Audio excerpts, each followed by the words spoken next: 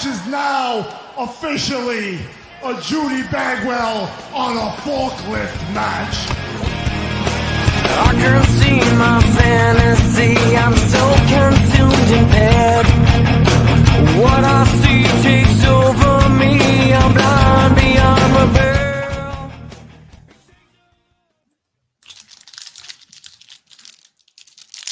Why are you big screen already? Are you on a... We're starting with a Damon Kemp. He's just... Ladies and gentlemen, this man is ripping. He is mad. This is madness. A Tio man. Have no idea who he is. Who the fuck is that? This looks like... Oh, that's... William Regal's son, Charles Dempsey. Oh, okay. Bull Dempsey? Yep. Wendy Chu. All right. Wild Boar, I think. Yes. It's NXT UK. Well, this one's upside down. This is a Ginny. So Gunther's honey. Me. So we got a Apollo Crews. Okay, well that's still unfortunate. And then the rare. Oh, Walter. Walter winning the UK championship. Oh, that's beautiful. Walter when he had titties. Ladies and gentlemen, we started the show off with Walter titties. Hi, everyone. Welcome back. Isn't it kind of cool that they left it as the name as Walter in there? Because in NXT, that was what it was. Oh, hold on. Hey, Taylor, we got something for you. Uh-oh. There you go. I even top-loaded that motherfucker for you. Which... Let's just get through the introductions. My name is Clinton Davis. You can find me at PK Batman on Twitter. To my right, as always. Zethan, you can find me at Johnson Collins 3 on Twitter. Hey, who's beneath us? Tony, he's below us. Beneath? I am. We should Beneath probably below. change that by now. Probably. Probably. Hold on. Let me fix that. Below us is our good friend Tony. He's finally inside about a storm. And the storm. And a storm.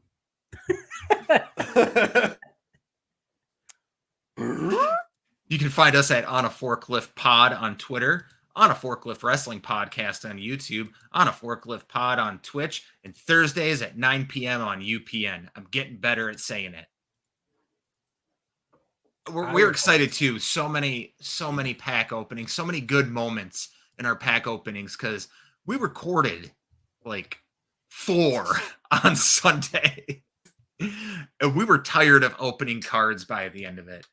But let me give you a little sneak preview of next week's episode. As well, so instead of just the usual 6-packs that you guys used to, you're getting a full 8 today. Tony's going to open 2 of them. Yeah, like usual, most people would prefer to have 2 more.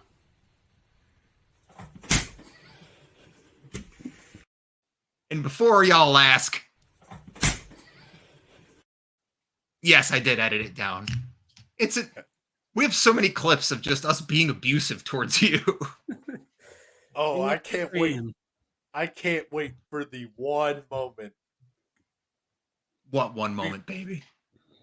It may be a start to an episode. I'm just telling you right now. I'll leave. I'll have to leave again. Somebody got bricked. I have the video. I've already edited it down. I can play that cold open anytime. It's the funniest fucking thing. It's funnier than Ethan's dick promo. I'll say that. Oh, it is. It is. It's for the children. I was in tears. Sam was in tears. Ethan was in tears. Tony was screaming. I was just looking pissed off. Like for the whole first episode, I'm just. Tony, we've got like 6 people in here right now. How do you feel about showing off what you got? Oh, whoa. Hey.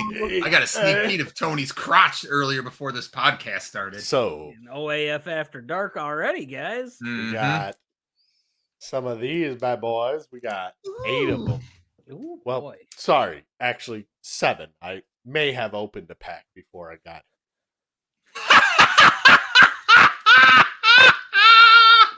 Ooh, man. Oh, God. Welcome to On a Forklift, where we just shit on me. I didn't think that we would kill Clinton this Oh, early in the fuck, podcast. J-Fam. Welcome to the chat. Wow. I gotta fix my cam now. Fuck. But I opened up a pack. Oh, fuck. Yeah, you did. Get here, Omega. We got the okay. The Mm. FDR. And then Oh, hold on. You gotta bring that FTR card back real quick. Russ, what do you think of that card? I'll just point out really quickly that card has more screen time than FTR on any AEW program in the last month. Yay, we've missed Russ. There we go. My God, he's back. Everyone, welcome to the chat. Russ from the Snow the Goalie podcast. You can find him at Joy on Broad. Yes, and I'm so happy to have you. Russ is going to be on very few and far between, just because he's got hockey season and football season rolling around. So anytime we get to have him on is a fucking joy to me. One of the I see what you did there. That's good. one of the two undefeated teams in the NFL that you're your team, your town, your Philadelphia Eagles. I think Well, that's Great time. I gotta match you guys. You gotta go blue. Yeah. He's got to what us? It's gonna go blue. Everyone's Gotta go doing the blue. RGB lights now. We've recorded 4 episodes of this fucking pack opening videos that we have on Sunday, so we just put fucking RGB lights all up around the room. All right, hold on. Let me see if I can outdo this. Hold on a second. Oh, Are you ready for this? Because I can do something really fun here. This is a good way to hijack the show. Whoa, hold on. There's a QR code up there. Are we calling in the White Rabbit? Like, what's going on here? Ooh, that's a little bit of a discussion we could always have. Love No, discussions. actually, so Russ, if you scan that QR code, it takes you to all of our links to our Twitter it. and everything. Mm-hmm. Do you see what's happening right now as I talk? Do you see this? You're getting pulled over. Are you as chaotic noticing? as Dynamite was? Do you see this? Oh, Because I see it. Yeah. it's synced. You see that?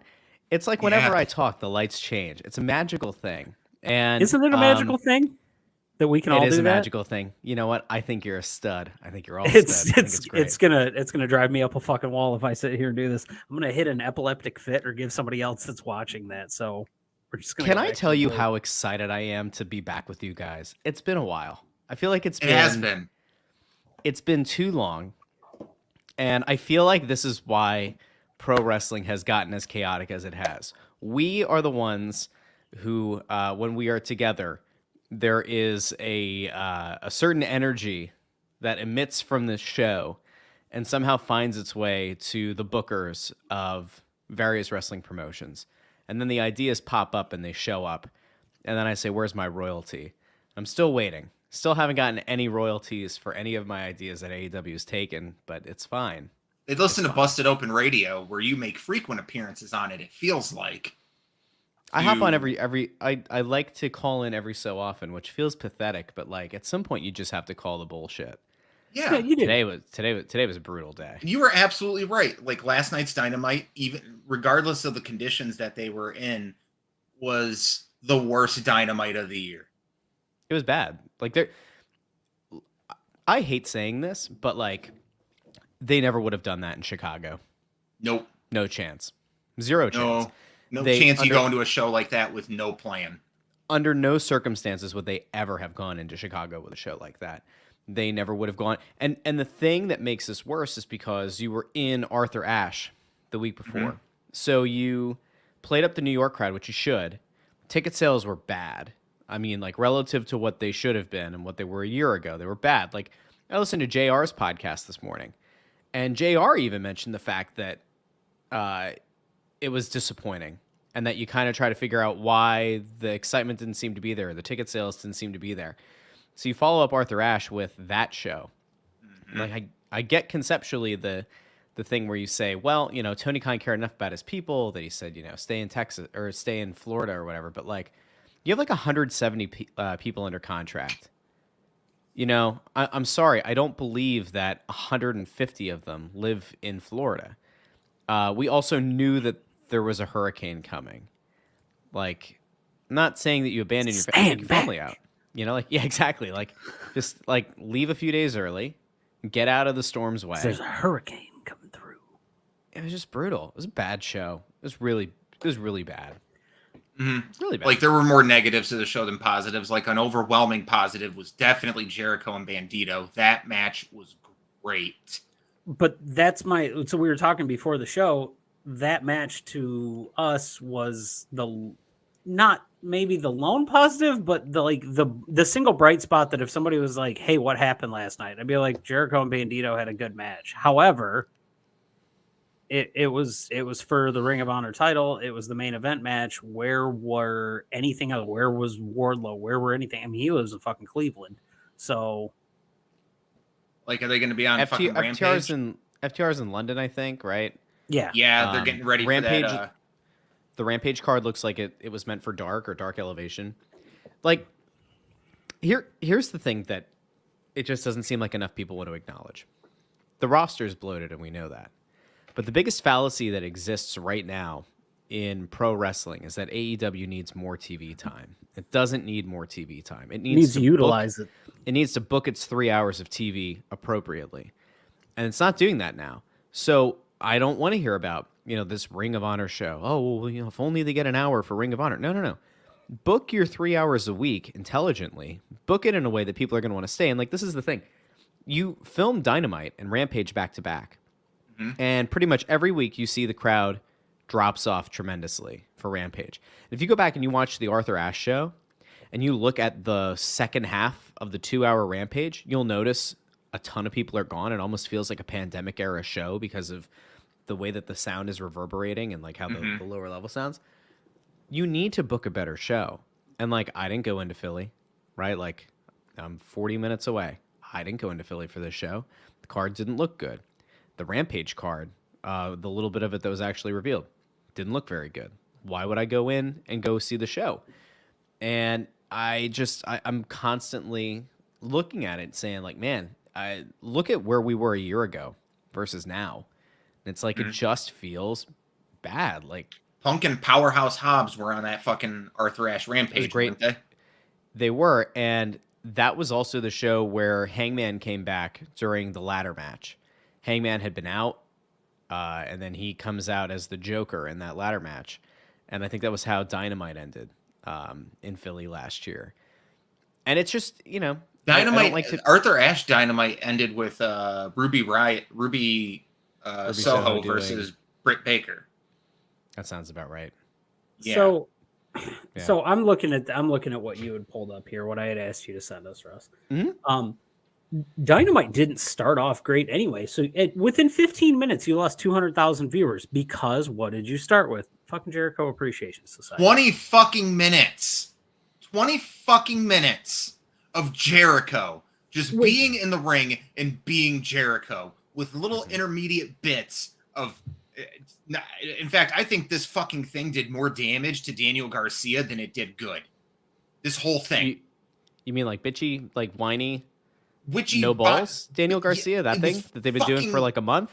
It was awful. Like, I know people loved it. Fucking like, first of all, let's get this rabbit. Like, let's rip this Band-Aid off. Luigi Primo. All the shit came out about him right after Dynamite, where he was a person who may or may not have been involved in the January 6th insurgents. He's a hardcore Trump supporter. He's hardcore Republican. All that stuff. So Daniel Garcia just became a bigger babyface to me by punching Luigi Primo in the face. Well, it doesn't surprise me now that he's hanging out with. The only reason he's getting TV time is because him and Jericho are close. That should say something. But anyway, so I'm looking at this. We lose 200,000 people within 15 minutes, right? So that's a trend that can't happen. I understand when you kick off a show, you're bound to lose.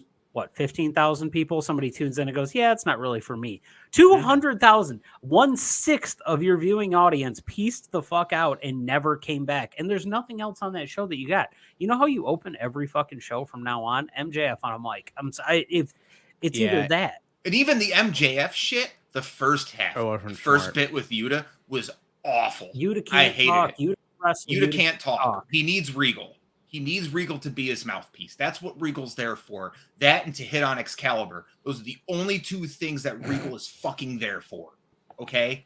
If you're not going to use him to be a person who's going to fucking shoot Ring of Honor to the fucking stars, then that's the only two things he's good Who the fuck for. cares about Ring of Honor? It's not Ring of Honor anymore. It's Ring of Jericho. Which, by the way, I had a burn in Ring of Jericho earlier because I had fucking Mexican food last night, okay? It's a fucking ass. Clint. Okay, Yes, here's my take from this is it's sounding like people are tuning in to the start of AEW to see what the card is. Then they're like, that doesn't sound good. Just switch off. That's sounding what they are exactly doing. You know how bad Dynamite was last night? At 9 p.m., I was just like, there's bonuses for lifting right now. I'm going to go drive. And I drove till fucking 1 in the morning. I was hanging drywall. Yeah, I remember hearing that. But if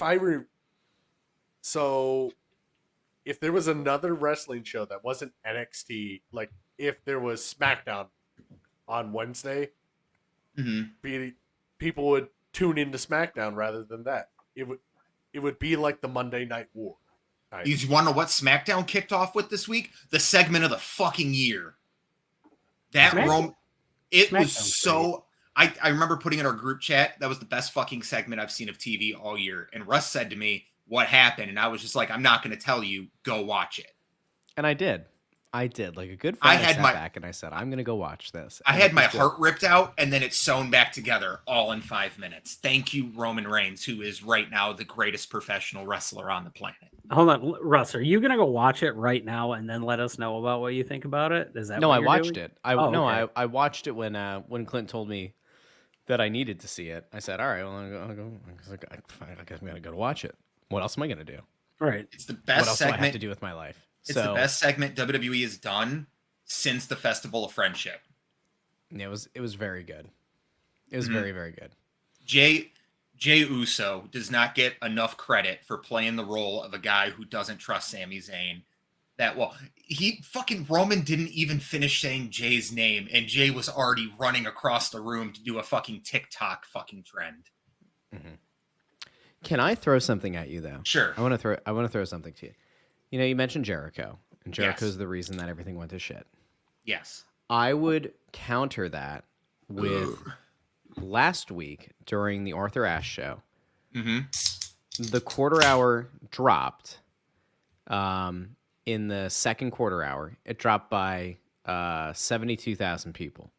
It came in. It started at 1,081,000, and it dropped to 1,009,000. Okay. You know, is it a huge dip? No. Jericho was also in a match. What we saw here, I don't think is indicative of a problem with Jericho, and I don't think it's indicative of people hating the star power or lack thereof they think Jericho still has. I think instead it was a stupid entertainment segment. Now, was that necessitated by them running low on talent in the building for the show? Maybe. Like, do I think that a fully stocked Dynamite is going to have that segment to lead for 20 minutes? Probably not. No. I think that the one thing, and I said to you guys when it happened with this week's show, was it was smart in that you're trying to lead once again with Jericho. You're leading with Jericho with a title belt. And then you're immediately transitioning it into a Danielson match. Like, you have a bunch of your big stars hitting at the same time. And you're trying to, I mean, really, this was a ploy to carry people over into the second quarter hour without a huge dip by having Danielson come out. Problem is, you have Danielson going up against Daddy Magic. Now, I love Daddy Magic. He's hilarious. He makes me laugh every time he's on TV. I will never, ever unhear, you want to test that a title? I love it. I think it's great. I think One it's of the top best 5 things going. promos AEW have, if I'm being honest with you, is 2.0. It's great. But, like, you run a risk. It's a calculated risk. The impromptu match is a WWE thing. It is not an AEW thing. It's smart to have Danielson out there early, but I would counter with, why isn't this a Danielson versus any other guy? Hangman was in the arena, right? Yep. Hangman eventually shows up against Moxley. Have we seen Hangman fight a match since the Trios tournament loss to the Elite? I don't think we have, right? Yeah, he wrestled wait. Danielson in the tournament, He and then did. he You're was right. in For the he was in Tournament of the Rumble. Champions.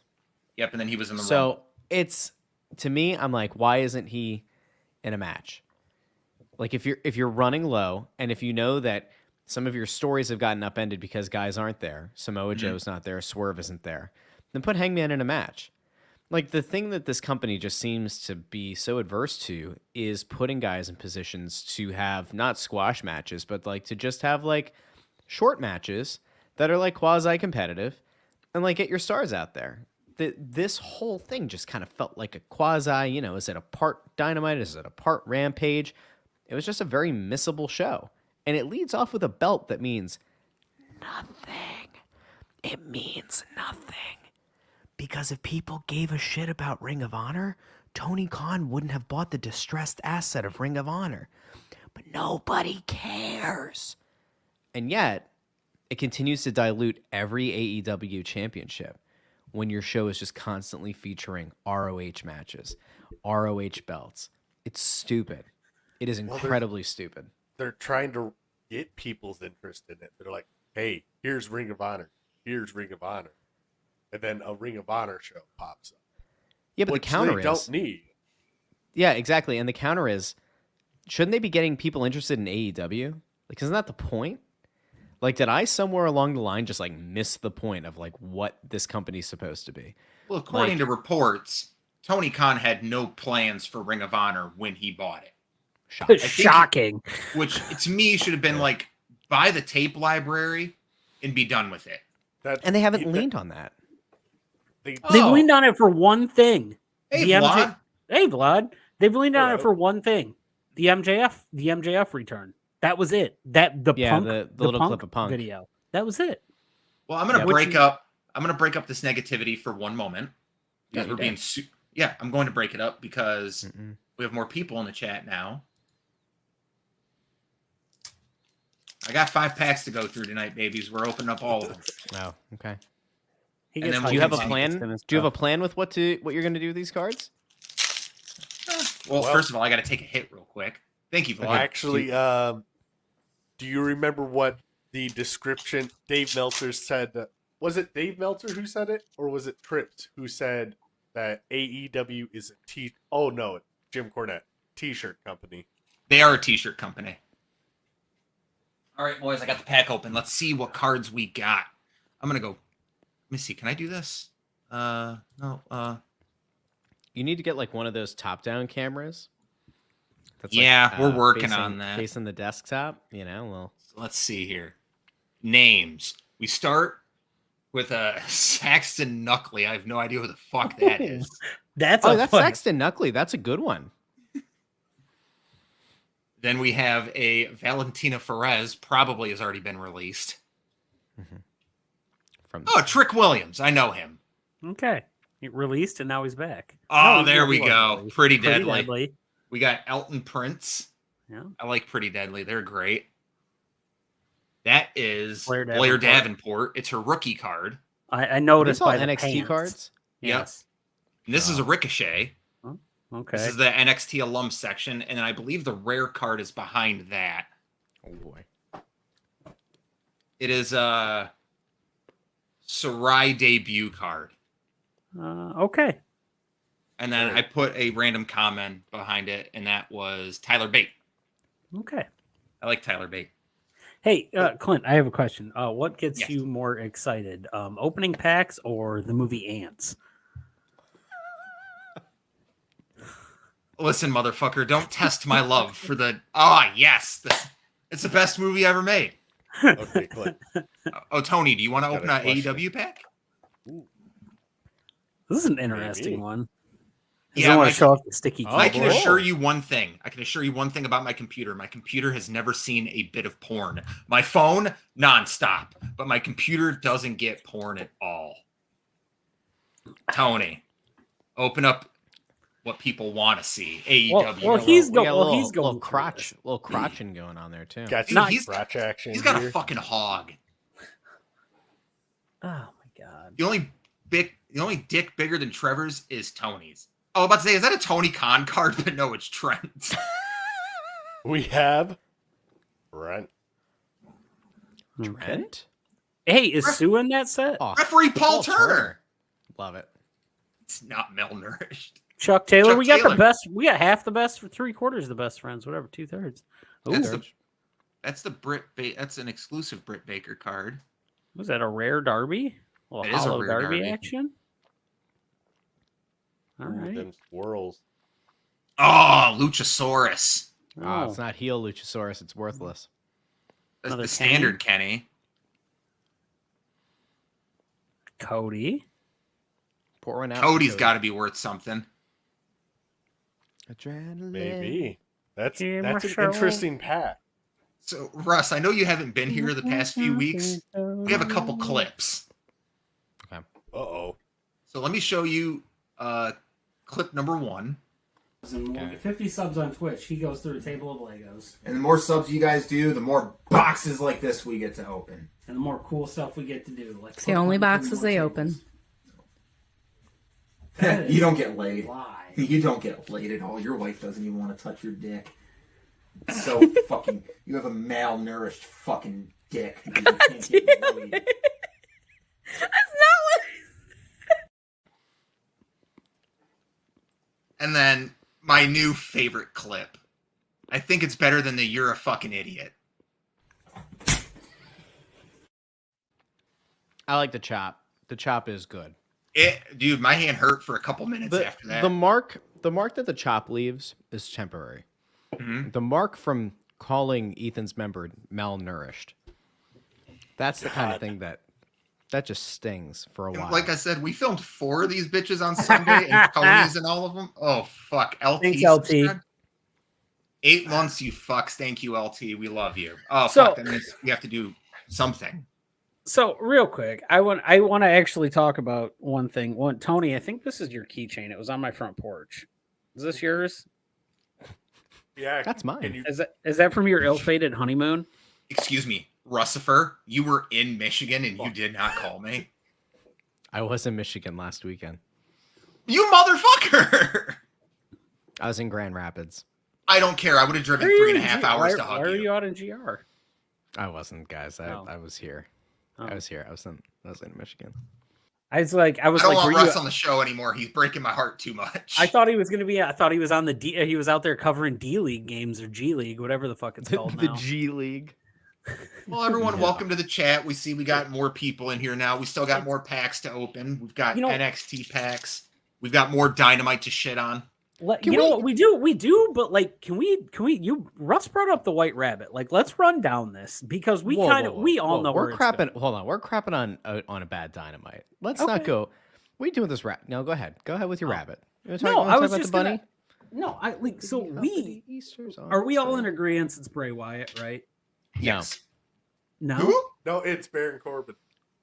See, I don't think so. No, serious. I Did don't. you not see that theory? Yeah, well, I saw the Corbin Kentucky thing, but also the last guy. Once again, it keeps getting brought up.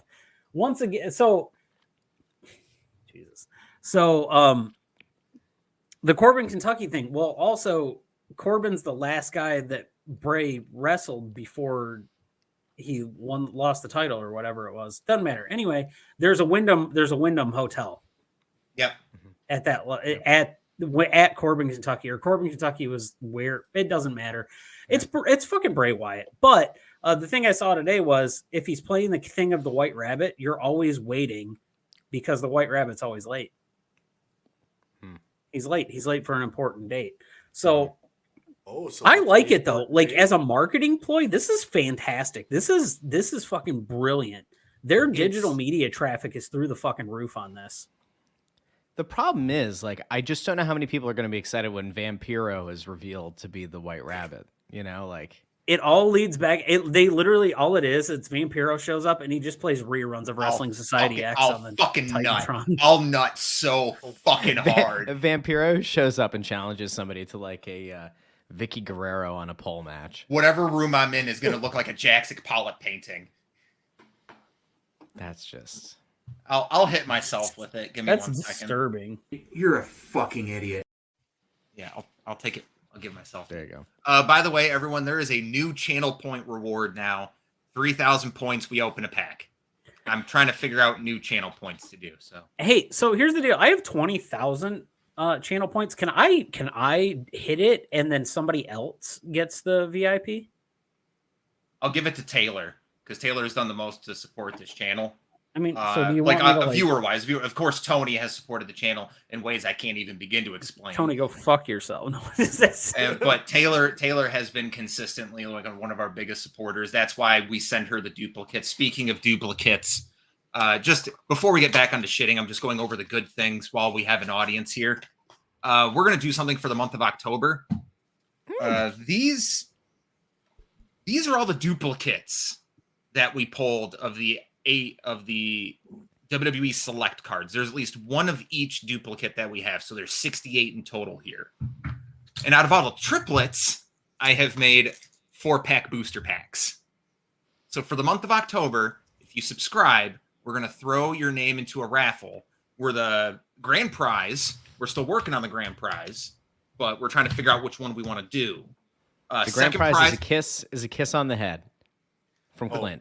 But but it's like a gentle peck, platonic, but just a little. I thought you were going to say a kiss from a rose. No, but you guys are going to get, second place is going to get all of these. So 68 of the 100 base set. And then all the runners up that we draw are each going to get a pack with a sticker. So when you sub, you get a point. When you donate a sub, you get 2 points. So that's the best way I can put this for you. Sub, donate, and you have a chance at like literally hundreds of dollars worth of cards. The grand prize is we send you to Trevor's basement where Trevor is dressed like Santa Claus. But he doesn't realize why he's dressed like Santa Claus. We tell him that it's for a video, it's an audition for something, and you just show up in Trevor's basement and sit on his lap, and you tell him what you want for Christmas, and he gets really upset, and then we play a track of me laughing at him, and then he smashes his entire basement. That's what this is. We'll even live stream it. I'll even pick you up from the airport. I would love to see this. Can I lead the discourse on the most frustrating part of the night? Absolutely. It's not the part you think it's going to be, though. There was one part of the show that was horrific, which I'm sure we'll talk about. There was one part that was I think annoying and seemed to break the mind of a few pundits, I guess we'd say, in the pro wrestling space. MJF in his second week of Wheeler Yuta makes no sense, has no reason to happen, and is effectively what this company did with Wardlow after he won the TNT title. And I cannot fathom how there is no one in the company with a creative enough mind to come up with a better use of time for MJF than getting him stuck in a mid-card slog, a holding tank with Wheeler Yuta. Makes no sense. It has no purpose. And it essentially just makes me kind of call into question how this company had no backup plan for MJF beyond CM Punk. I don't get it. I don't like it. I think it's a waste of time. And I come back to, they keep talking about Moxley and Hangman Page in Cincinnati. Is it the 18th? In a World Championship match. Why isn't MJF just cutting promos or sending the firm to rough up Hangman and Mox? Why isn't he playing an agent of chaos using his, what does he call it, the stable on retainer? Yep. Why isn't he playing into that? Why are we doing this thing with Yuta? It makes no sense. I agree. By the way, sorry. New VIP, Toxic Taylor 7. Thank you very much. But no, I do agree. Because that first interaction between Yuta and, like, it should have been Morrissey, Lee Moriarty, Ass Boys. They all show up and just fuck him up. To the point where you got to see, like, Claudio and Danielson and whoever else is in the BCC right now come out and help. To the point where even Moxley comes out to help his boy getting beat down, and that leads into the Moxley Juice Robinson match. I think that would have been a better setup. Yeah. Like, that was This just frustrating. This just doesn't make sense. I don't know what to do with AEW. I just wouldn't even know where to start. Me neither, man. It's at this point, it's just The booking's easy. Like I don't. Pro wrestling doesn't need to be complicated. I keep coming back to this thing where I feel like I'm insane, because I look at certain talents and I say, like, you can do this in an intelligent way, in a way that has stakes, and do better than what they're currently putting on TV. The problem is that the bloated roster and the inability to, like, stay on point and stay on task is just diluting everything. Like, the MJF thing. All right, it was tied to Punk. Punk goes away. You knew this was going to happen. You knew you were going to put the belt on Moxley. You're going to do this Tournament of Champions. You keep going back to this idea that, like, MJF could cash in this chip at any time, which, by the way, they have now changed. They've changed that twice. It needs to be sanctioned. Tony Khan has even said, I think on Busted Open, like, it needs to have his approval before he does it. But then last night they said he can cash it in at any time. It's a money in the bank. You have MJF sitting in a box 2 weeks in a row, distracting and a waste. Nobody believes he's going to cash in when he's sitting in a box. Why doesn't MJF have one or multiple members of the firm on the ramp or at ringside for any world championship match to give you the impression that, you know what, if Mox and Juice Robinson have a hell of a match and Mox is down for the count, the two guys from the firm are going to be there to make sure Moxley doesn't leave the ring. Or hell, to even beat Moxley down when MJF rips away the suit and has his ring gear on, and then he descends and takes the pin. Like, this isn't complicated. That's a very simple way to do this. It's a way to have very simple heat on MJF, you know, because he was getting the babyface pop, and he still will. It's inevitable. It's going to continue to happen. But that's like the way to kind of screw Moxley out of a title. You have heel heat. MJF starts his reign. You knew that inevitably MJF was going to beat Punk and become the champion. So just move things up. Move them up in the timeline a month. Move them up in the timeline 2 months. Who's his next match? Do you want him to go through the whole BCC? Is he going to screw Moxley? And then we're going to have like a little program here with Yuta after the fact where he just kind of gets flicked away? Are we going to have Claudio? Are we going to have Danielson? Like, that makes sense. Just kind of tick them all off. You know, check every box. I just cannot understand why this seems so complicated. Putting Yuta on the mic across from MJF is not advantageous for Yuta in any way. If they really wanted to get Yuta reps, give him reps doing promos on Rampage. Give him reps doing promos on Dark or Dark Elevation. Give him promos talking to the dog that just busted into Tony's room. Like, I don't know. I don't even think that Yuta's not awful at promos, but if you're putting a guy up against MJF, they better be on the fucking ball and at the top of their game. And you have 3 guys in the BCC that can talk. You have a 4th guy who's a man of few words, but he can talk if necessary. And then you have Wheeler Yuta, who is as green as it comes in regards to that. Now, he's in a great spot to learn from a William Regal type, but you have Regal. Let him be your mouthpiece. He's one of the best talkers in the history of professional wrestling, and he can do it.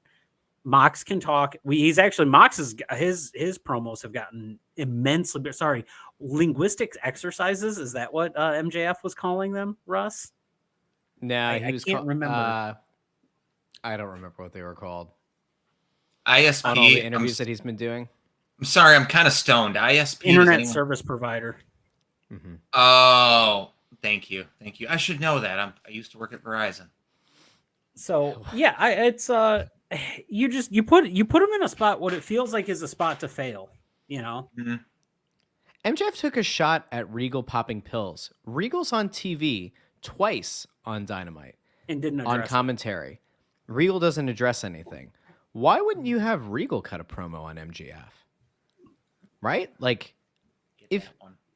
like maybe the way to set this up is if you're going to do this, which I think is ridiculous.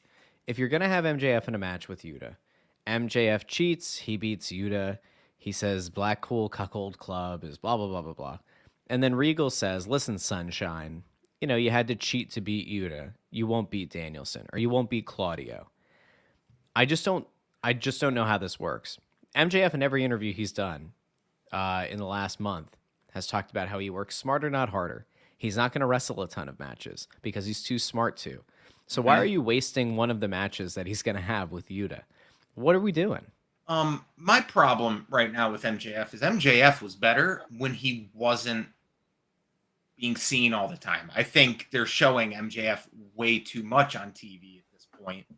Like, I do, because like he had that promo and then instantly after it was just the whole box thing. And then last week with the whole Arthur Ashe where they just kept cutting to him just in the stands, like after he cut his promo, like we're going to see MJF too much and it's going to backfire.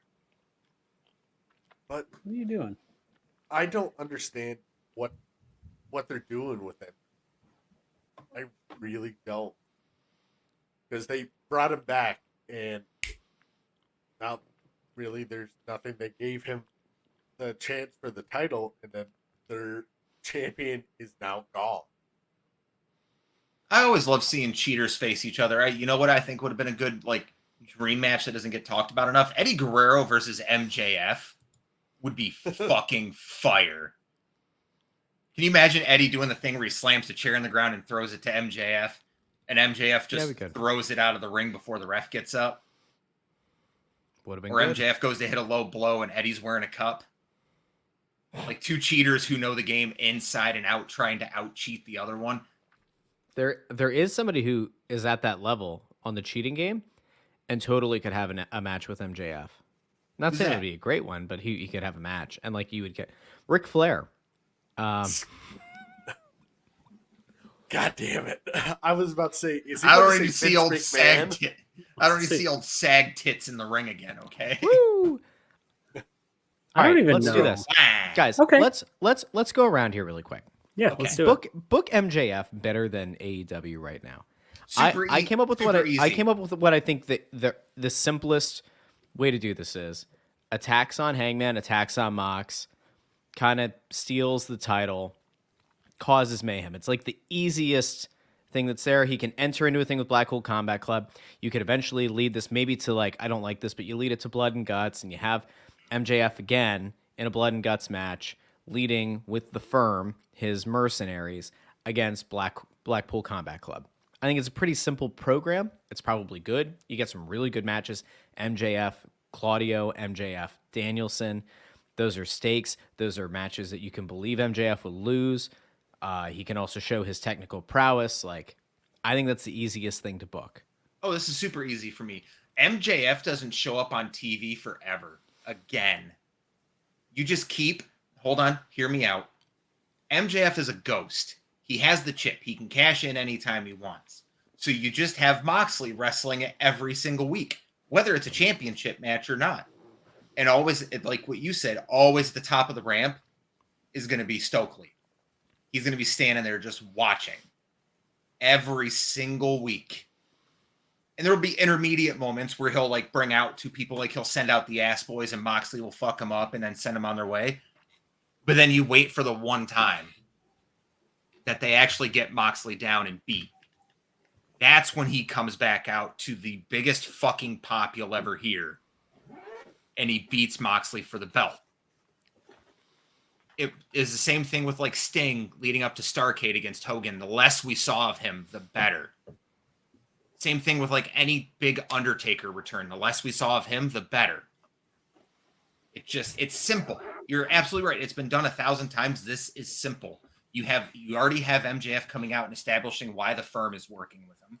You just need to put the Firm on TV. And it leads to Full Gear, where Moxley will have some sort of big fucking match with someone, and he'll win, and he'll be beaten down, and it's in fucking New Jersey, And that's when the firm comes down and annihilates them, and MJF comes out to that hometown pop and wins the belt. Because that's what this is leading to. It's Full Gear. MJF can cut a promo every single week, but it's going to happen at Full Gear in New Jersey. What's Tony's? Tony, what do you got? Oh, hold on. We have a comment real quick. As old as he is, he can use his boys as a fail. I don't want to see the mental image of him in the mankini anymore. I think he's talking about Ric Flair. Ric Flair's titties. Okay. I kind of agree with that. It leaves you guessing when the underdog isn't on a winning streak. Yeah. Where's titties, Rick or Charlotte? God damn it. This is well earned. You're a fucking idiot. Oh, Tony, I'm gonna let you go because I think I have something that would work. Russ doesn't want to podcast here anymore. Okay. Here is my take, and I go full comedy. And I start booking it like Austin McMahon, where it's just MJF. You're cutting the little scenes. MJF's in the office and he's going through papers. And it turns to Tony Khan's desk and he's, "What? You can't be in here. I need to work." And it's just going through little comedy skits. And then he goes to become champ and he gets screwed over by Tony again. And it's just a whole comedy skit. I say try to rebook him like Austin. So like the McMahon era, like authority type shit. Yeah. Okay. I agree because you know what? Punk probably wouldn't have done the press conference afterwards, and we wouldn't be here right now. Mm-hmm. I agree. So I think that he needs to have that match against Hangman, or the match with Hangman and Moxley sanctioned, because once he becomes a triple threat, it loses the it loses the disqualification status. He goes out there. MJF doesn't have to do anything. That match gets built. Dynamite before, or what is it? 2 weeks from now, Dynamite happens. Match goes out there. Morrissey just goes out and cleans house. MJF goes out in the suit and gets the pin. Walks away with the title. In the suit. I don't want him in the ring idea. gear. Needs the suit. Actually, what I think would be a little bit of a funny throwback is if he wears the suit out with the single cuff that tore off from the shirt. Ooh. When he got it stuck around the thing and he was yelling at Mox, just wear the suit pants out with the single cuff. Taylor, thank you so much.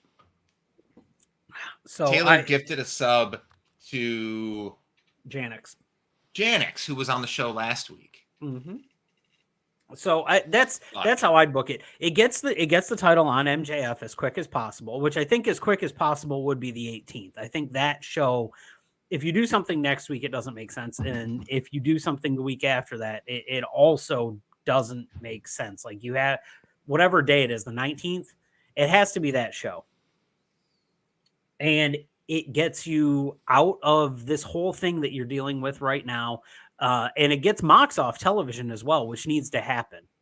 And it's not that we don't like seeing Moxley, but he was set to go take some time off. I want to know what was going to happen when he took that time off without the Punk Bucks bullshit. You know what I really want to see? I think I really want to see MJF get the title, but I want to see MJF get the title because in some way, shape, or form, Moxley wins against Hangman, but he wins by screwy measures. So Hangman gets to say that like he got screwed out of the title. And what I want to have happen is MJF is the first one who gets to address the big elephant in the room, the Punk and the Elite thing. And I want a very strange kind of like, holy shit, this is really happening, huh? Where MJF almost defends CM Punk, where there is a promo, you know, like MJF's your champ, Hangman comes out, Hangman's bitching because that's what he does. And Hangman shows up, says he wants a title shot. You screwed me out of this belt, blah, blah, blah. And MJF looks at Hangman and says, you don't deserve shit. Because were it not for you, this whole company wouldn't have gone in the shitter. This is your fault. You're the one who caused all of these people's favorites to go away. I'm the number one draw.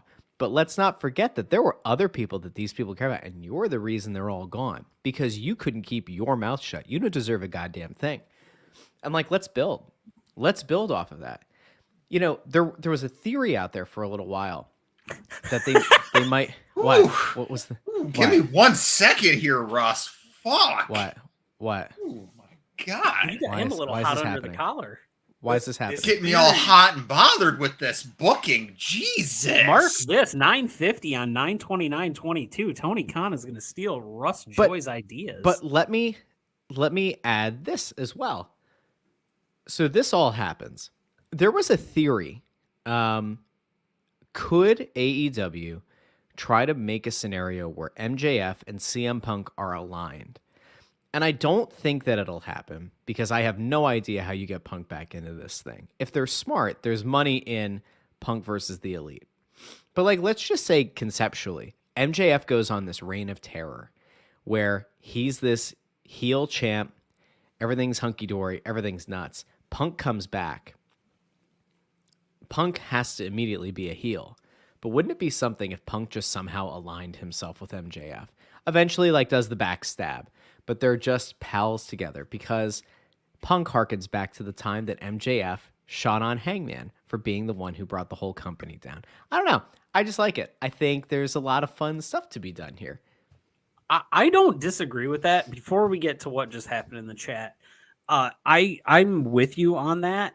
So Punk would have to come back and just be like, in my opinion, the only way that he comes back and does that is like, you know what? This guy understands what I was bitching about. He's seen it. He's seen through what I've had to deal with. Yeah. That could be the way that you bring him back, but I think that's about the extent of it. I don't think he'll ever be back on our televisions, but Taylor redeemed 3,000 points. Thank you. We're going to open up this NXT pack, and then we're going to cut to Tony in the AEW pack. I'm loving this conversation. I'm so fucking hard right now. I can't do the Tony angle right now. I love the Hangman idea though, Russ. That's a great because Hangman's best time is when he's chasing something, not when he has it, but when he's chasing, like Randy Orton. Yeah, but like I want somebody to call out Hangman for being a bitch. That's fine. You know, like I think Hangman's good in the ring, but he's just always just whines, man. Right. Who is that? Is that Max Caster? Okay. You got a Max Walking Caster. Wild. EC3. Braun Breaker. Ooh, okay. Love him. Is that a rookie card? It is. Yes, it is his rookie card. Cool. A Edris Enefi. I can't pronounce some of these names. Bobby Lashley. That is Sam Birch. Gradwell. Oh, okay. I saw a bald white guy. I was like, Danny That Birch. looks like what was the creepy guy's name that got released? Bald, had chest hair like George the Animal Steel. Oh, Lars Sullivan. Yeah. Lars Sullivan. Yep. That looks like. So she looks like what's her name from Bones from Nina afar. Samuels. Okay. Does look like the Bones lady. This is a. Not even going to try to pronounce that name. What's it spelled like? JBL. God damn it. I can't see it. Stephen we were Hayward? close. There we go. Bodie Hayward. Thank you. The NXT alumni card was Corey Graves. Of course. Okay. This is what I'm talking about, Ethan. They fill these packs with this, so you think you're getting a memorabilia card, and you're not. Okay. And then Ooh. the rare is a Wendy Chu numbered, 45 out of 99. Oh, we got a purple. We got a purple Wendy Chu. Nice. That's getting sleeved and boarded. Okay, number cards are always in for it. Here we Tony's go got with his Tony. top down. This man is prepared. I like Tony's top down. This is good. This is what you Ooh, need. what do we got there? Is that a Stu Buddy Grayson Murphy. Evil Uno? That is a Dark Order. A Butcher. Okay. Oh, I love it. Ethan. That's Ethan. I love- Matt Hardy. I love Wendy. Mr. Ass. Oh, is that Daddy Ass? Oh, okay. For a minute, I didn't know if it was Nick Nemeth or not Nick Nemeth, but Ryan Nemeth. Abaddon. I want that, Tony. I want that card. Ooh, Darby Another Allin's Darby. main Another Darby. event. Jake And, Hager. Jake Hager. Jake Hager. Okay. And Okay. a Colt Cabana. That one actually comes with his mom's bank account's routing number. So that's Whoo! Dog, That- wow. You know, Okay. I am liking. Well, if I can tell you right now, we're never having Colt Cabana on the show. Oh my god. You know what's funny though is I'll be dead honest. I can only speak to the interactions I've had with the guy, and he was the nicest fucking guy to us. It could be a front for all I care, but he was the nicest guy to us, and he was the nicest dude to other people around him, and literally didn't take a fucking dollar at the time. So Mhm. I don't, you know what? he might be nice. Great guy. Yeah, Yeah. he might. But let's talk about another thing on the show that was horrendously offensive, and that was Soraya's promo. Soraya, at least get her name Soraya. right. Soraya. Her promo was fucking awful. It was a 2015 WWE Women's Revolution promo. And you know what? The only positive that came out of all this, Jamie Hayter. Jamie Hayter is fucking over, and they need to strap the rocket to her now. She needs to take the belt off Tony, and she needs to beat Thunder Rosa in the unification match. You need to strike while the iron is fucking hot. I disagree. You need to have Thunder beat Tony, but Thunder comes back as a heel. There's And no then way she Jamie comes Hayter- back as a face. No, but I think in her mind she's going to be. Thunder Rosa is going to be the new Cody Rhodes. Mm-hmm. Everybody's going to know that she's supposed to be a heel, but she's going to think she's a face. I think it's better for Jamie Hayter as a babyface to beat a super heel. So have Thunder Rosa come back. Have Thunder Rosa go on like a really awful tear against Tony. Have Thunder Rosa cheat. Have her bring Mercedes Martinez or somebody in to help her get the belt back, to claim the undisputed title. She beats Tony Storm, and then Jamie Hayter is like the first challenger up and like kicks her ass. Like just beats the hell out of her. I'd not. I'd be here for that. Hi, everyone in the Not for chat. that, not for you, but for Jamie Hayter winning. Welcome to hour 2. But I'll give them this. Tony Storm and Serena Deeb had a great match after that horrible promo. I feel like that promo would have been better after the match. That promo Just was- me. It was bad. Terrible. There- I'm the- bringing change. This is my house. I'm changing this division. This is my house. That was the promo. I was the revolution there. I'm the revolution here. I'm bringing the revolution. Which is to say that I was the revolution, I am the revolution, and I'm bringing myself the revolution. See, revolutions are things when you go cyclically in a circle. And what I'm saying is I was the revolution, I am the revolution, and I'm bringing the revolution, which actually, if you think about it, because I'm bringing it from another plane, it's no longer a two-dimensional shape. I'm more of a sphere, yeah? I'm like a revolutionary sphere. Shut the fuck up! But if you think about it, I've got the sphere. Shut the fuck up! I'm like the multiverse of madness. Shut the fuck up!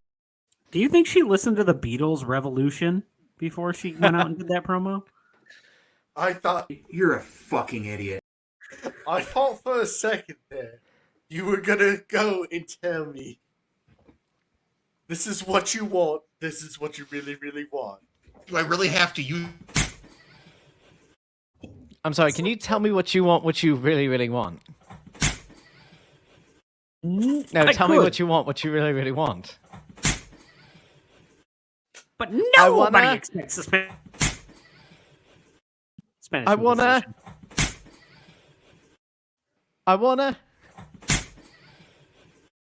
I wanna zig a zig zig zig a zig a zig zag. God damn it. Whew. Well, if you want to be my feel- lover, you got to be my friend. And you know who we haven't seen on TV in a while that probably makes Russ happy? The Best Friends.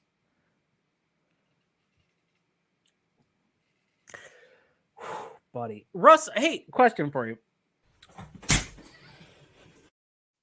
Are you going to Extreme Rules?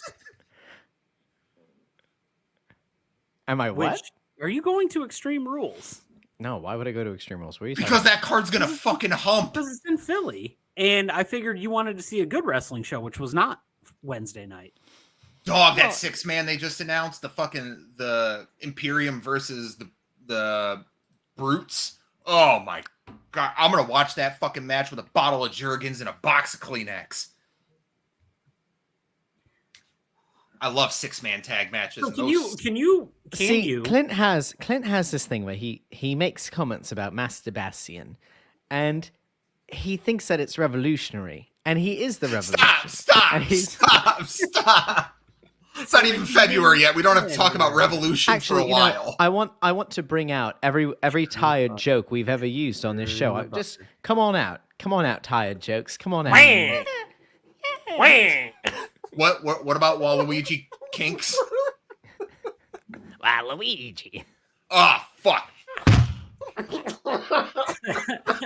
This has gone to hell in a I'm gonna bring hold on. I'm bringing this up because we're gonna do our predictions for it because we're all excited for this. No, we have your wife has a different plan for that. No, I know, but Russ is not gonna be with us. I only want to know Russ's, not ours. I want to know what he thinks is gonna happen on this pay-per-view. Russ, I'm gonna read this list, and I just want a quick hit of what you think's gonna happen. Ow, I hurt my hand. Okay, here we are. SmackDown Women's match: Liv Morgan, Ronda Rousey. Extreme Rules. Revolution. Okay, moving on. Matt Riddle, Seth freaking Rollins, pit fight. Revolution. Ding ding. Drew McIntyre, Karrion Kross, strap-on match. Don't. Your fucking dog in the bottom corner is killing me. She heard strap-on match and just fucking was like, huh? Russ, you're on the clock. Who is it again? Drew McIntyre, Karrion Kross. Oh, I love me some good Revolution. God damn it.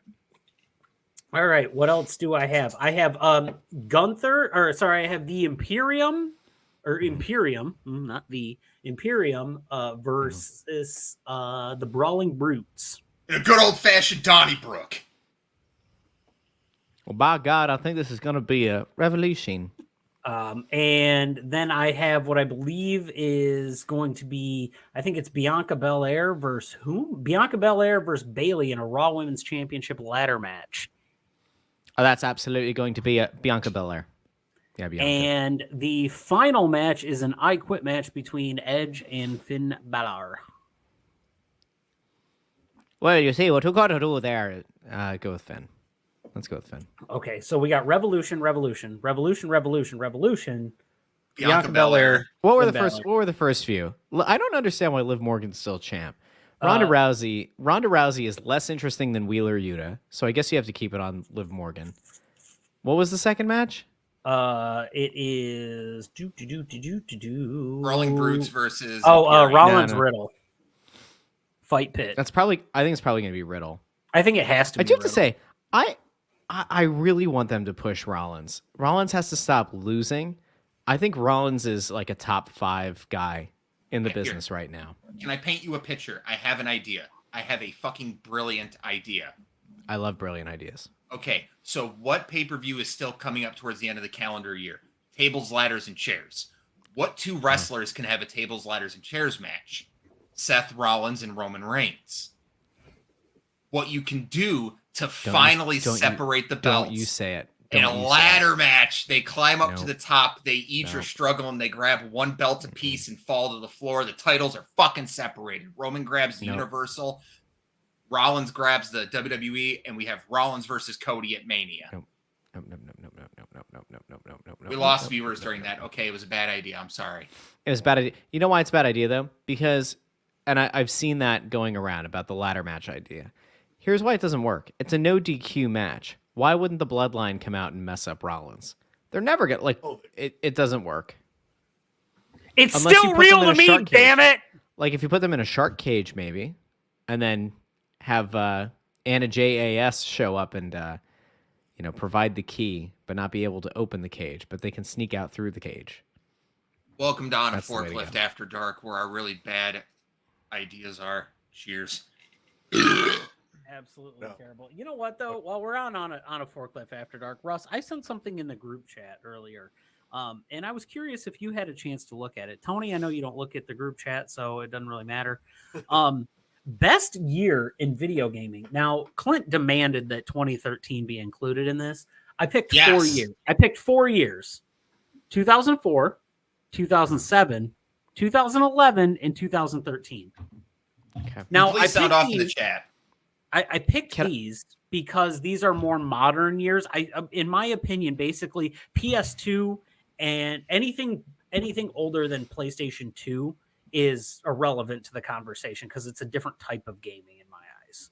Clint, throw these years up in like a graphic. Put up the banner. Yes, please. What is it? 04, 7, and 11? Heaven, you're fine. And I'm 13? not. It's still real to me, damn it. It's 04, 7, 11, and 13. 04, 7, 11. Well, 04 would have to win because I think that's about when I met Clint, right? So that would have been the height of Halo 2. So what I'm hoping for is that we all end up with different years so we could equally give a little like 30-second debate as to why we believe that year is superior. Well, However, I think 07 is. I think 04 Do we have a is list the of best. games? Do we have a list of like so the I top act- 5 games of those years? Because like if we have like a universal top 5 that we can go off of, I feel like that would make this a little bit simpler. Like I've got I 2013 up. I've got 2013 All right, go ahead. up. 2013 What were the had- best games of 13? I'm on a website right now. Slant Magazine has their 5 best games on here. They The Last judge of on a Us- slant. I'm It's on not very Wikipedia. fair. It's not balanced. Slanted. Go ahead. The Last of Us, Legend of Zelda: A Link Between Worlds, Super Mario 3D, BioShock Infinite, and Grand Theft Auto 5. I don't give a shit about it. okay, so hold on. I'm going to run through 13. What I have, so this is what Wikipedia's got on here: GTA 5, BioShock Infinite, Last of Us, Fez, Super Mario World 3D, and then it is Wind Waker HD actually came out, but because that's not a new game, we're going to go with Spelunky or Rayman Legends. Okay. But 04, Russ is absolutely right there. That was Halo 2. That's where I met him. That's where I had some of the most fun times in my life playing video games. Like, let me see. That was here. ESPN NFL 2K5, which goes down as one of, if not the best, pro football game of all time. Metal Gear Solid 3 Snake So good. Eater. That wins it. 04. I don't know how you beat 04. Fire Red Oh. and Leaf Green came out. I'm So- going to say 2007. Hold on, let me What say. was in, what was in let me- 2007? Let me go over 04 real quick because I actually Okay. have the list of the best games that came out in 04. You had Grand Theft Auto San Andreas. You had Halo 2, Half-Life 2, Metal Gear Solid 3, Spider-Man 2, Red Dead Revolver, Far Cry. You had The Prince of Persia, finally. You had World of Warcraft. World of Warcraft came out in 2004. Actually, Yeah, That's hard. And one of I my really- favorite comic book games ever, The Punisher.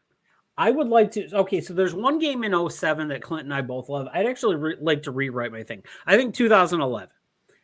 Here's my slight case for it. So on 2011, we had Batman Arkham City. We had Gears of War 3, which has one of the most crippling death scenes of all time. We've got Skyrim. We've got Mass Effect 2. And Uncharted 3. Uncharted 3, but the game that Tony almost physically beat me over, Portal 2. Video games in general is what we're going over here. I'm sorry, I've been ignoring the comments. This is my bad. Yeah, Skyrim. 2011's got a lot going on. Skyrim, Portal 2. Ocarina SmackDown of versus Time. Raw dropped in 04. Yeah. Fuck you all. Fuck you all. Well, I'm not saying it's bad. I just but like Guys, we can't overlook Little Big Planet 2 also came out in 2011. Little Big Planet 2 got a 91 on Metacritic, which is fucking impressive. That's what I'm looking at right now. Yeah. So since you guys are going over this shit, let me tell you about a special memory of mine. It involves Russ. It was the night that Halo was going to reset the rankings, and my older brother wanted to play, and Russ and I were on the same page. We didn't care. So Russ and I were trying to race to negative 50 points before they could get to 50 kills on us. Well, my brother is trying his fucking hardest, and Russ walks up to him with a sticky grenade and goes, "Hey, Trevor, just let it go. Give me a hug," and throws a sticky grenade on him, and they both blow up and die. It was I'm pretty sure it happened on it was the indoor level that had the elevator. It was the It had 3 spaceship levels. level. It was the spaceship. Oh, that's level. midship. Was it midship? I mean, it was I guess it would have midship. been midship. Okay. So Give let me me a see hug. here. Yeah, he was so angry. Vlad has 1997 down. GoldenEye, Grand Theft Auto, and And Gran Turismo. I'm not. So Vlad, I want to just say everything before PlayStation 2 era, I count on a different scale. I take everything from NES to PlayStation 2 and I lump that together, or NES through PlayStation, and I lump that together, and then PS2 forward I put together because I think it's two separate, like completely separate things. However, I do want to say we talked about gaming a couple of weeks ago, and we talked about what we believed was the best system, right? So was this last week or 2 weeks ago, Clint? Last week, I said PS2 and Game Boy. I would like to say that I would like to rewrite my opinion. I think PlayStation 2 is the best system of all time. I did say Super Nintendo. However, maybe 360, I don't know. But I would like to rewrite it. It's PlayStation 2. I'm going to base this on actually sitting there and thinking about everything that I played at the time, and also that PlayStation 2 has 58 titles with a 90 or higher on Metacritic, and that's fucking amazing. You know what, man? I'm leaning more towards Vlad's Minecraft 2011, J-Fam? Fuck. Like 97. Hold on. Final Fantasy 7 dropped. On top of the 3 games he listed, there was Final Fantasy 7. There was Tekken 3. The first Fallout dropped in 97. Castlevania Symphony of the Night, which is arguably the best outing of a Castlevania game, came out in 97. And Crash Bandicoot 2. Oh, good old Crash. Which is the best Crash Bandicoot game. Doom 64. Crash Team Racing is the best Crash Bandicoot game. Quake 2 dropped. And if I'm not mistaken, because no one gives it the fucking credit it deserves. Nope. Okay, so Twisted Metal 2 dropped in 96. So 97, good contender for best year in gaming. Stands on soapbox. I've been a part of the PC master race when you're cracking open games and busting in and playing 007 with mouse and keyboard. Quake 2, Team Fortress, yes. 97 is a top 5 year of gaming. I would like to fight that with 96, and the only reason I'm going to fight that with 96 is Red and Blue came out in 96, and so did Super Mario 64. And so did Twisted Metal 2, which I just found out. Tekken 2, Resident Evil. Hold on, wait. I'll tell you what the best year in gaming is. Give me 1 second. I just got to look up one game. So, 1998. I'm trying to remember. Ocarina of Time was just before game. Superman. We were ranking something. It started with Russ, went to Flip, then went to Ethan, and switched to gaming. I can't remember, Tony. I was really drunk towards the end last week. But let me show you why 1998 is the greatest year in gaming. Oh boy. Okay. I'm still sticking with 96 because, Tony, you know what came out in arcades in 1996? Daytona, USA. Oh. Yep. One of the if I had to own an arcade system, for my house, was Majora's Mask 98 as well? Or was that 99? Doesn't matter. If I 2000. had to own 2000, really? Wow. Yeah. Holy shit. Half-Life, Xenogears. I fucking love Xenogears. Vlad, do I need to go get... Hey, Reed. Hey, you know, Reed jumped in the chat. Give me 1 second, because we still got 2 packs left, and I'm going to open... I said I was opening up all of these. Russ, thank you so much for being here tonight, man. That's what I'm here for. Oh, fuck yeah, J-Fam, you win. Dark Souls was 2011. I love Dark Souls. We can always talk about weed. I know me and some other people here partake in the electric lettuce. All right, pack opening. This is pack number 4 today. Really? Yeah. Let's pull something gooch. All right, so let's get a pull here, boys. Johnny Saint. Okay, legend of UK wrestling. Is that James Drake? So this is before they changed the names. The Grizzled Young Veterans. This is Boa, who I haven't seen on TV since Vince left. But Roderick Strong. Okay. This is Malik Blade, Okay. Miko Satomura. Okay. I like the Mako cards. I do too. She's really cool. And then, oh Ooh. yeah, Asuka is Legend the NXT Asuka card. legend. Okay. And then the NXT, Undefeated. and then the highlight card is Hammer Grimes. To them. Where's LT at? I don't know where LT is. To the moon, you pasty bitch. Let me get Tony in here because he's going to open up a pack of AEW cards. Yeah. Yep, I firmly believe that your first Dark Souls game, you should pick up an extra controller for it. I embedded a Xbox 360 controller in drywall. I had to patch drywall and buy a new controller. I did that for Assassin's Creed. See, I lose respect for you on that one. Why? I was pissed at the end of the game when it closes in and it goes to that shit on the wall. Matt Jackson. Okay, that's a weird one to start with, but sure. Ty Conti. Ty Mello. Britt Baker. Mello. DMD. Another one. Ooh, a Nyla Rose. Main what do we- features. A Ooh, Sting main features. Is that a silver, Tony, or what color is that? That is red. Oh, It's a red wait, Sting? no. It's a gold Sting. Gold Sting? And then we got pack. the bastard pack. And then the tag team. Oh, that's unfortunate. Ah. And then, we got both Jackson brothers in the same pack. Better make sure that your chairs are nailed down, guys. And just so you guys know, anyone who's just now joining, because we've been an hour since we talked about it, we're doing a contest. Gift subs. It's going to be from now until the end of October, our final stream in October, which I'm not sure when that's going to happen, but we'll figure it out. First place, we have a prize that we're not going to announce yet, but trust me, maybe you don't want it, but it's worth something. Second place is going to be a 68 doubles of the NXT, the WWE Select card set. And then all the runners up will be getting little 4-pack booster packs containing extras of the NXT 2.0 set and extras of the WWE Select 2022 set. Can I make a case for another year for video games? Yeah. Yes. Go for it. I want to try to share my screen here. Am I able to? I think I can. I'm gonna say 1986. Okay, so we can have this is fine. During the split. So we have one before that. So we're going 11 because of Dark Souls. Yeah. So I want to say 1986 because everybody's favorite game came out that year. Can you guys see this or no? Is it ET? Oh, there we go. No. Revolution the game came out in 1986, and it changed.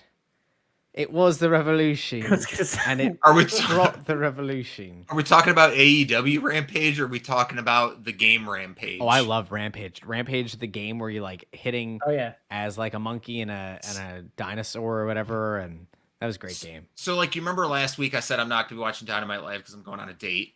Well, we went to Dave & Buster's, and they had the Rampage game there, and I don't know what it was, but I like being ultra competitive on a date. I want to talk shit and everything. And she fucking whooped my ass in so many things. I was so ashamed of myself. And one of them was Rampage. I don't Why were you- believe that. I don't. Why were believe you that ashamed of story that, one Clint? bit. Why were you ashamed of that, Clint? Because I like being the best. She whooped I'm pretty sure she let me win in air hockey the first game because it was 7-6. And then she beat me 7-1 in the next game. No, the reason I don't believe that because I could only see Clinton walk into a Dave & Buster's and sit in front of a SpongeBob SquarePants coin pusher machine. Oh man, that's fucking funny. That's it. Is 1 second. This card is from Ethan. When did you get married? June 4th, 2016. There's too many sixes there. This has been in my fucking wallet since his bachelor party 2 weeks before his wedding. Yeah. Hey Russ, you want to hear a fun story? So my wife said her vows and I said ditto. Dude, I thought she was gonna kill you. No. Wait, so you you went ghost? I literally said He ditto, said yeah. Ditto. Wow. Wow. Dog. So me and his wife have talked, and they're going to renew their vows at some point. She said, "You're eventually going to be his best man, and if he shows up to this wedding with no vows, I'm killing you both." I was like, "I'll write them for him. I'll sit down the night before." I'm not having groomsmen and best man. You're all the best men, but you all have to dress like Miro. The Gold short trunks, no shirts. the top to this is that Ethan was the best man at my wedding, and he gave this nice, long, awesome speech. People were floored by it. Sam looks at him like, "What the fuck, dude?" That's the third wedding that this best man had.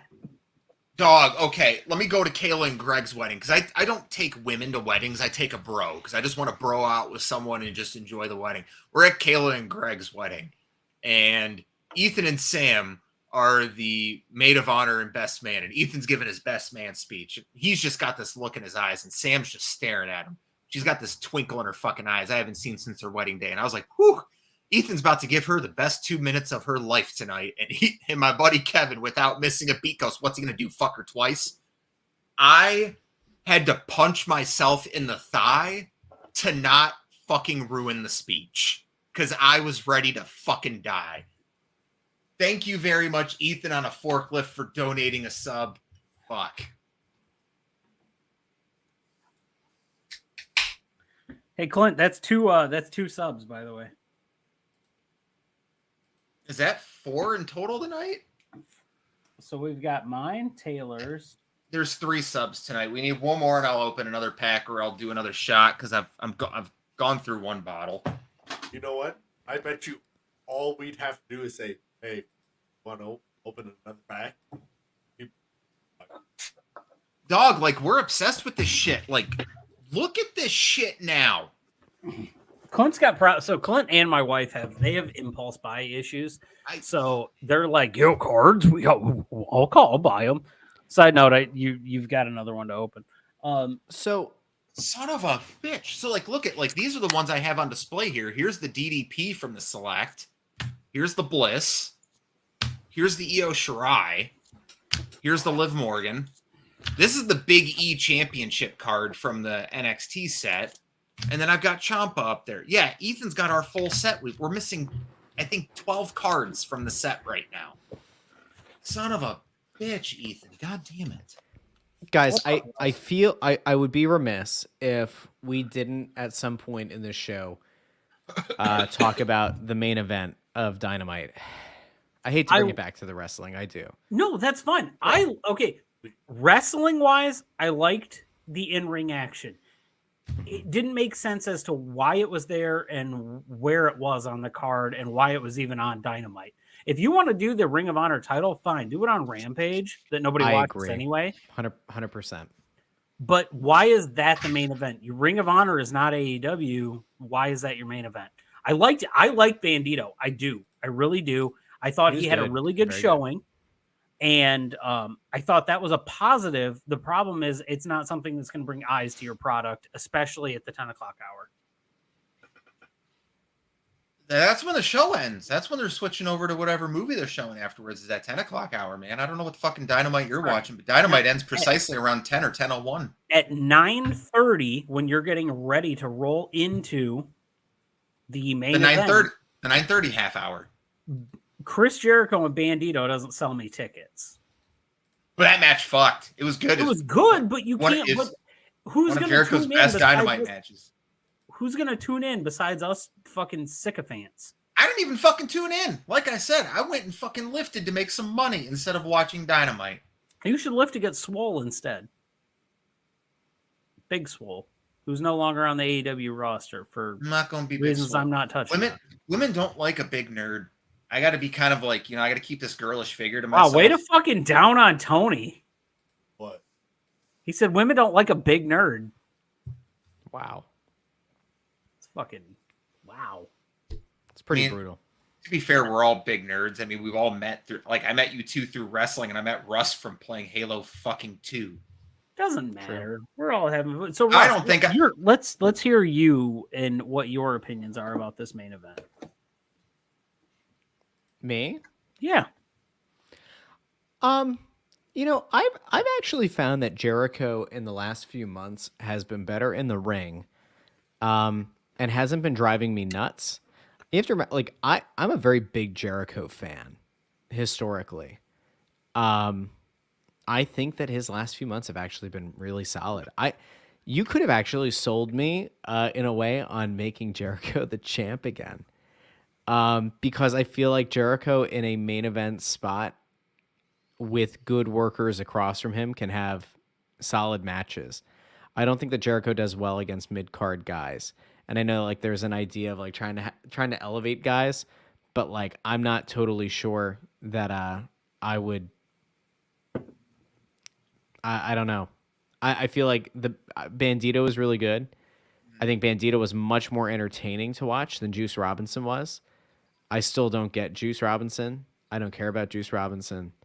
I know that like he apparently has a following in New Japan, which I also don't care about. I like MJF, don't care about New Japan. God, so he just fucking.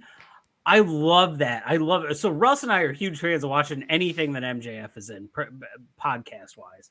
And if you guys get a chance, go check him out. He was on Ariel Helwani, just get that right, and then he was on Wrestling on Barstool. And MJF during his interviews, he says, I will wrestle for whoever the highest bidder is, except New Japan. He said New Japan could pay me $1 billion, and I'm not fucking going to New Japan. This man hates it. But then he gives these like just absolutely in-depth answers to these questions. He talks about being a student of the game. You can tell this dude loves professional wrestling. And so it's hard. I think at some points it's almost hard for him to stay in character when somebody's asking him something like really impactful about professional wrestling, not about him, but about it on the whole. Yeah. Tony, you dying over there, bud?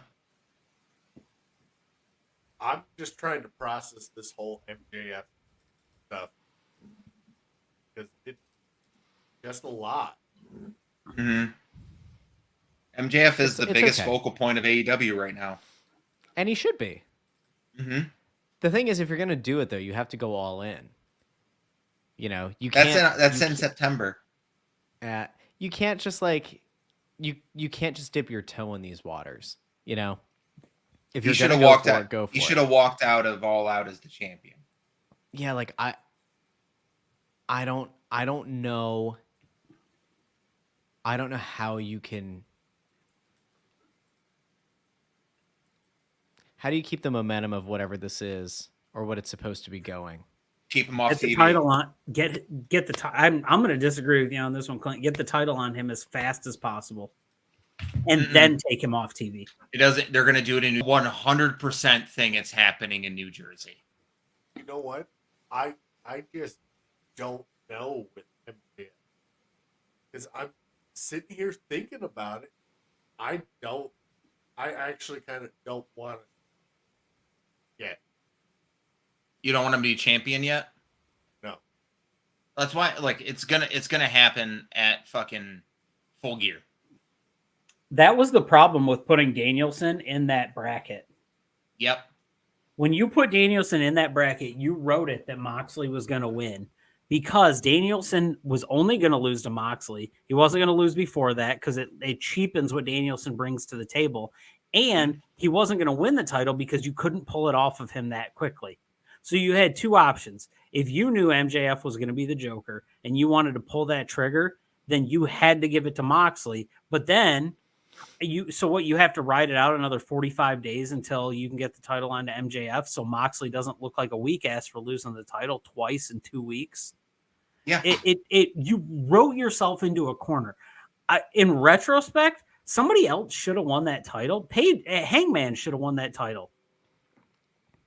I'm not saying I would have rather Jericho win the title than Hangman. That's fine. Yeah.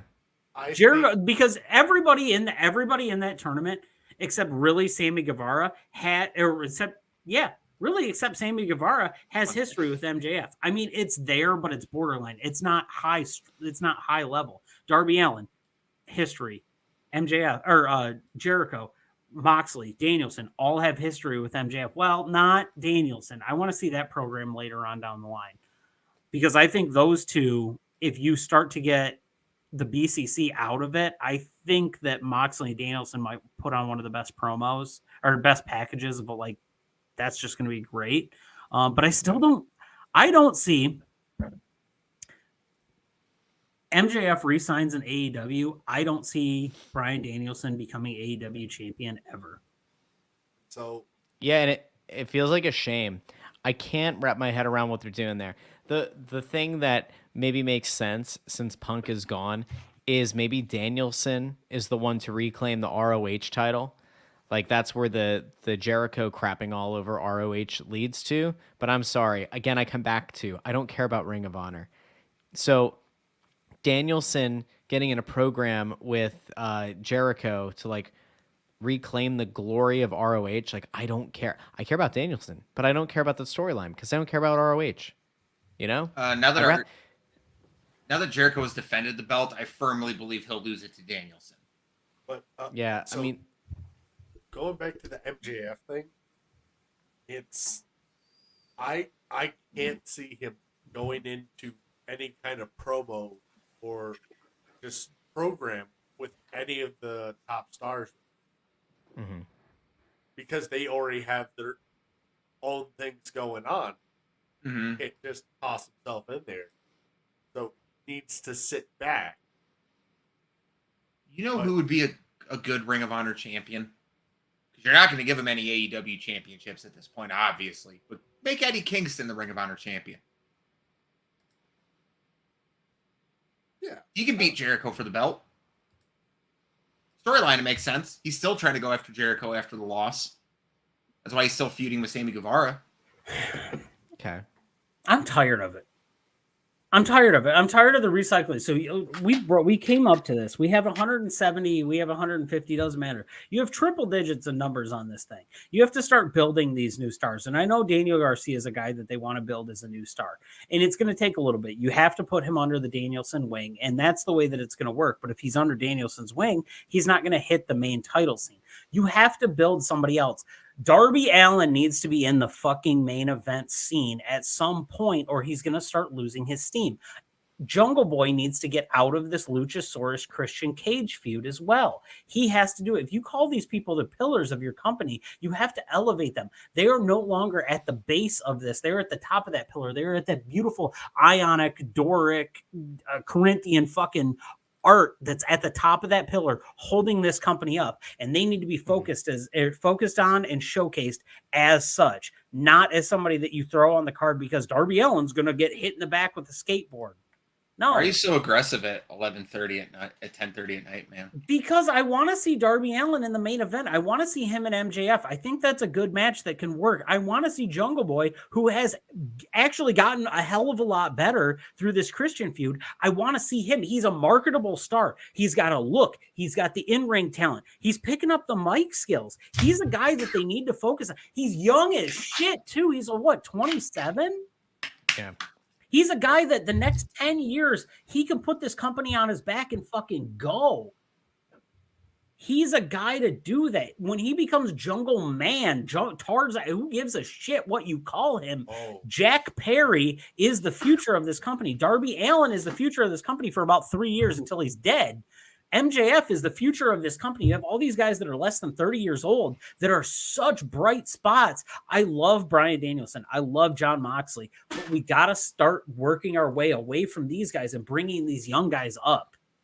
And it's gonna be good if they do it right. There's so much stuff that can be positive with this company. There's so much stuff that can be just beautiful. But you got to start planting the seeds now. You got to start. I disagree with you about Jungle Jack Perry. Okay. I don't think he's a star. Okay. I really don't. I think that they have given him enough of a run at this point.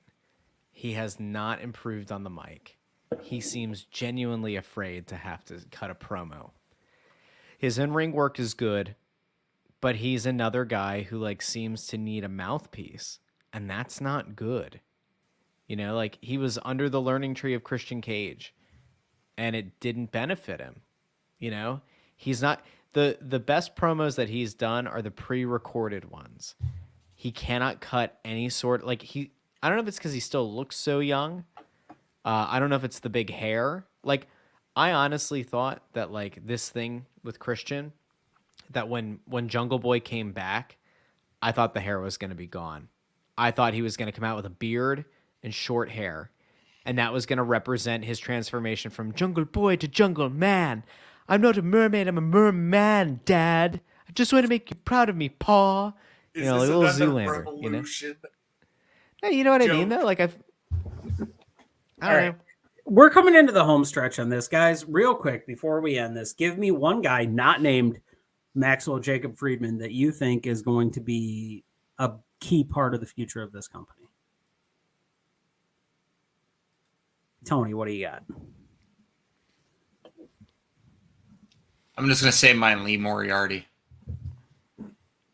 Don't ask me why. I can't give you any details right now. I'm fucked up. That's fine. And by future, I mean in the next 3 years. Let's talk wrestling terms. That's the future. I'm not gonna set up a poll or anything. No, like no, that at no. the You don't show. have to. I'm just gonna- talking these guys right here. Well, you go ahead and do that, but I'm gonna run through the banners on the bottom. That's Can fine. I say Jade Cargill? I know That's it's not like fine. one of the guys, That's but fine. Jade Cargill should be like the face of the women's division. Of the I company. like it. Tony, what do you got? I said Wardlow. Think So about Wardlow? it. Yeah, if they use him. I don't disagree with it. I'm going to go with Daddy Magic Matt Menard, and not as a guy that's going to be a profile of this company, but he's going to be there forever, and he's going to be the mouthpiece of this company. He's somebody they can put in front of a mic at all times, and he's really a guy that should be telling you that we love you, Judy. We love you, Judy. You all take care.